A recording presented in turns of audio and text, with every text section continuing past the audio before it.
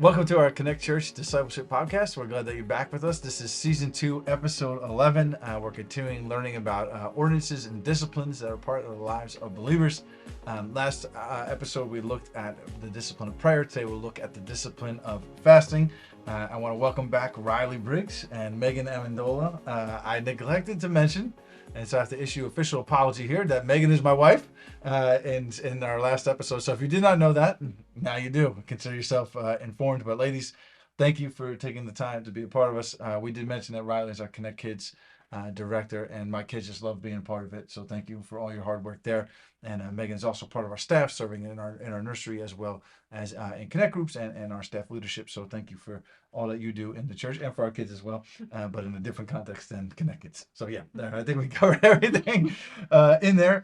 As a reminder, when we practice the spiritual disciplines, we're doing it to be formed. That's kind of the language we're using here over and over again. It's not to earn anything. It's not to check a box. It's not because Pastor told us to, or whatever the case may be. And so we're going to talk today about fasting.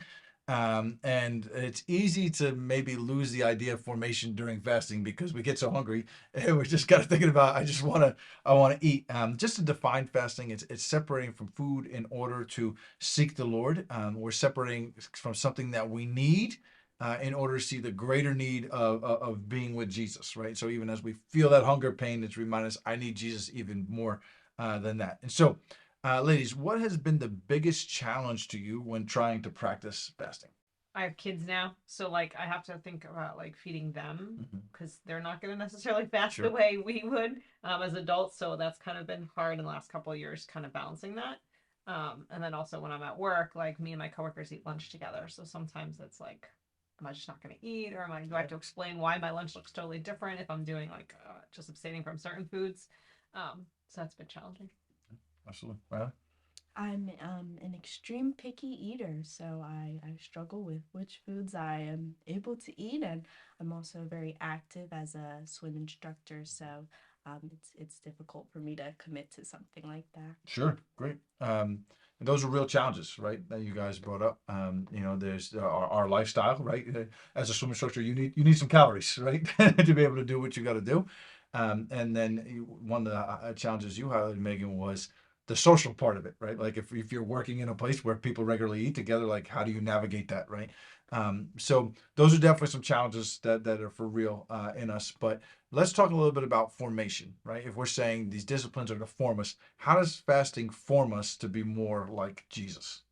Definitely makes us more reliant on God because a lot of times the point of fasting is not there's many points, but one of them is to you're relying on food. We need food.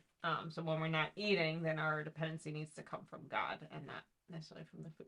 Yeah. That makes sense. Yeah. So that can definitely help form us. And I know a lot of times when you're fasting, you can get irritable, and so the Lord may bring something to the surface that's going on that you weren't aware of until you gave up food. Yeah. Which isn't always a fun process. Yeah. Yeah. Right. And we'll even say sometimes like, it's because I'm fasting. That's why I snapped, right? It's like no, maybe there is some of that, but it's like the fasting brought out what was in my heart, right? And it gives me an opportunity to again say, Lord, I need your grace and I need you. Right? Any thoughts on how fasting forms us to be more like Jesus? Well, it is certainly a sacrifice, so it would definitely form a lot of discipline in you. So Yeah. I'm sure it would help you with other areas of your life to stay disciplined if you could abstain from the bare necessities. Sure. So a lot of times in scripture, when we see people fasting, not every time, but a lot of times it's like they're in a moment of crisis or they need help. Like Esther would be a good example of that. They're like about to go into crisis. She's like, we need to fast about this. And we too, right? We face crises or sin struggle or we need wisdom. But at the same time, in the days of scripture and even beyond that in the early church, they would fast at regular intervals. They would just have like, hey, here's the set days that we fast. It's not necessarily that the nation was facing calamity or whatever the case may be.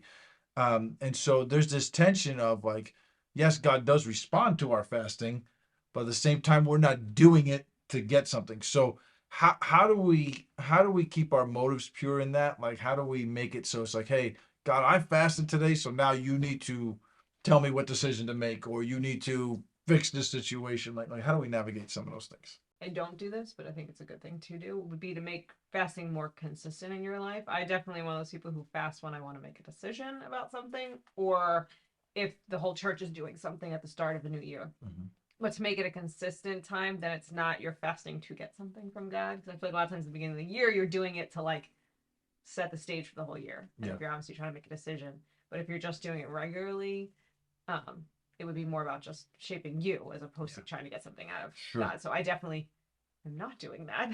So I need to grow in that area because That's a I'm doing great it point. more for getting something. It lends the idea of what we've been talking about here, right? These are in this season, these are the regular practices, right? And so, like fasting in times that it's not crisis mode or whatever will help us in that. We are so used to everything being you put in, you get out. I put the time in, I get something back, and so that's hard. So let's talk a little bit about just what fasting could look like. And so just going to talk about some types of fasting. Just three types of fasting we'll mention: the full fast, the partial fast, and the limited fast. And I want to encourage you, those that are listening and us, don't get lost in this. I'm going to go on a rant, and Megan told me I better watch my Enneagram 8, whatever that means, so you guys can watch it. But it can be easy to make our fasting about the method, right? And so I'll talk for a minute about something about the Daniel fast. It is a good way to fast. However, we can sometimes be like, oh, this is Daniel fast approved. This is not approved. I think that's a little silly. It kind of misses the heart of what it's about, right? In Daniel's context, he was most likely avoiding meat that was sacrificed to false gods. That's why he ate the vegetables. And if you read through and understand the culture, that he probably gained some weight by doing it. And it's not like, oh, we hear God better because we ate vegetables today, right? Like, and so I think we just need to use wisdom in some of those things. And the way I would say is that if you're doing a partial fast or a limited fast of some sort, each person should set the parameters, and so it should be challenging, right? If I meat is challenging to me, if I tell you that I'm fasting from mangoes, like I don't ever eat mangoes, so it's not really something. But if I say, like, hey, I'm fasting from something that I regularly eat and enjoy, then it is going to be a challenge for me. I'm setting the parameters. And so that's just kind of my thoughts on that. You determine the parameters and those kind of things. And so that would be a limited fast. A full fast would be fasting maybe for a 24-hour time period, or maybe even longer, of just no food, or maybe no food and water perhaps.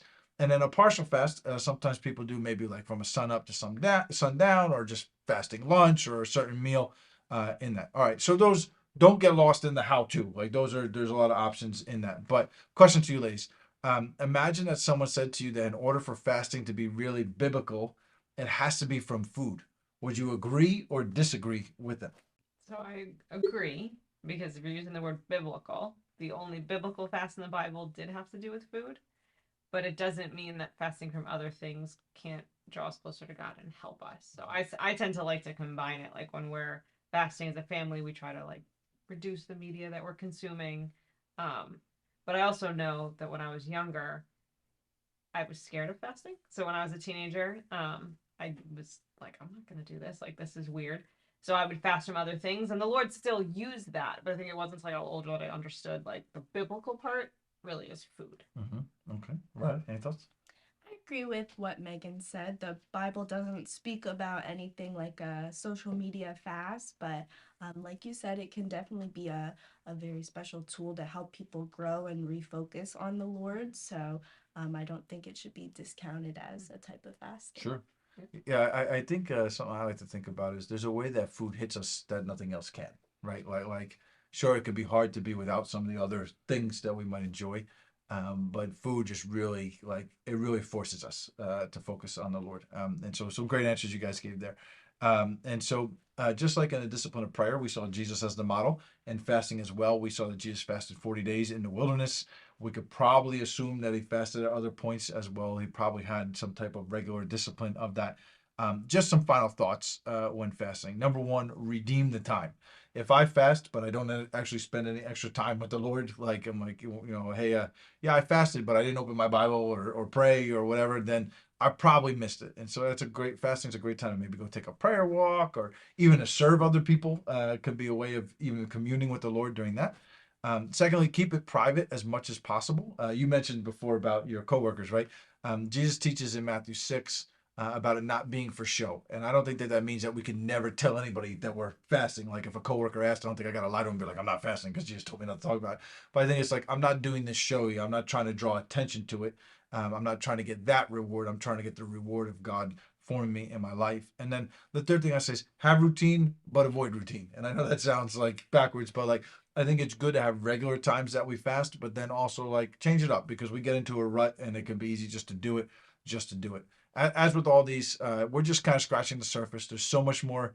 And again, just like prayer, this is when you kind of have to like put in practice to be able to understand it. But just a couple things that I would encourage you, and they'll be in the show notes with a few other things as well. A book by Scott McKnight, Fasting, the Ancient Practices, was really helpful and will really walk you through this. And then again, I will refer Practicing the Way, John Mark Comer, his episodes on fasting are extremely helpful in kind of processing this. So ladies, before we go today, since we're talking about fasting, what's a food that you dislike?